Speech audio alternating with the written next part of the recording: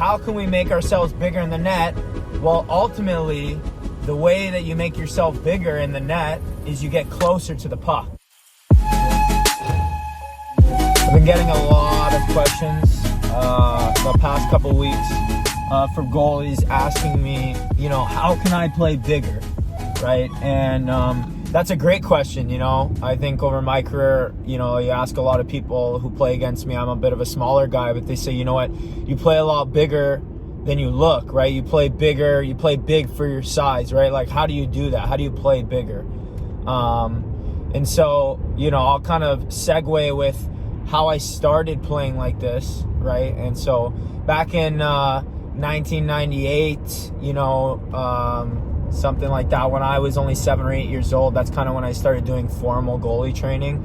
They were actually, funny thing was, they were teaching us to do the windmill, right? Like windmill the hands, keep the hands back, and windmill the hands. And obviously nowadays that's pretty outdated, and just talking about it, thinking about the techniques that they were teaching back then, it was kind of like, what are we doing here, right? So, I'm by no means am I saying I invented this, but, I actually learned this concept from my dad back in 1998. We just kind of had goalie school, and he was like, well, he thought about this idea of puck trajectory, right? And it's an idea and a concept that I actually learned personally from the Goalie Guild. I saw a video on box control back in 2013, and that's when I actually saw the first formal, kind of discussion surrounding around puck trajectory.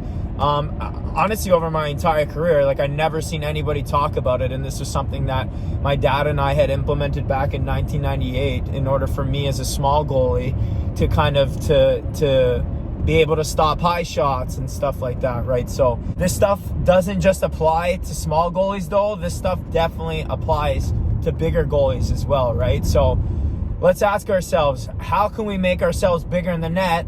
Well, ultimately, the way that you make yourself bigger in the net is you get closer to the puck. If I get closer to the puck, then obviously it doesn't have as much room to elevate, to get around me, to do whatever it needs to do to get scored on. So, how do we get closer to the puck, right? And there's two ways that you can do that, right?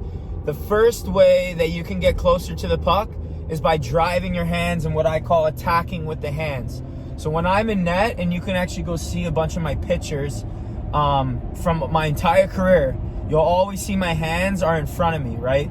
Because the idea was, that my dad we talked about back in 1998, and the way he described it was, you want to be like you're riding a bike, right? Like slight bend in the elbows, right? Riding a bike, right? And the whole idea is, if you can cut off the angle of the puck as it elevates, you can actually stop the puck from elevating, halfway through its trajectory, right? So you got to remember, pucks start on the ice and work their way up. So no matter where you are, that trajectory is always going to start from the ice, right? So whether it's in tight, you really, really want to drive your hands, right? Attack with the hands, hood over the puck in tight.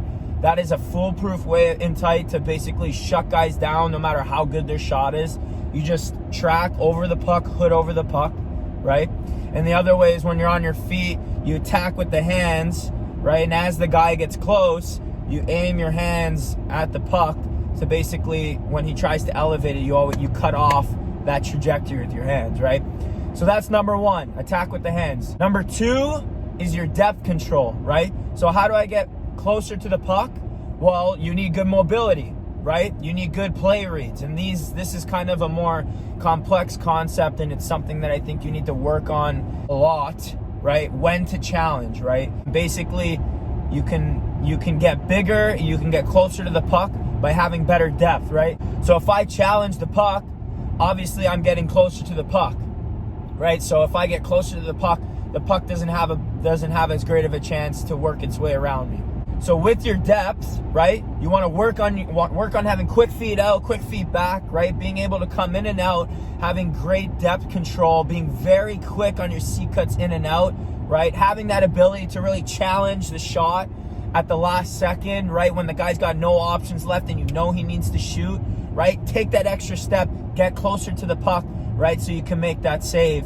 And, you know, those are the two biggest things right there, right? So ultimately, how do we play bigger in the net? We want to get closer to the puck. And how do we do that? We do that by driving the hand, using our depth control to go in and out and to get closer to the puck and read the play and challenge the puck as much as we can at certain times, depending on what the circumstances are. If you can master these two things when pucks are both out far and in tight, then I have no doubt in my mind that anybody in the game, whether you're short or tall, can play bigger in the net. Chestnut roasting, Jack Frost nipping at your nose.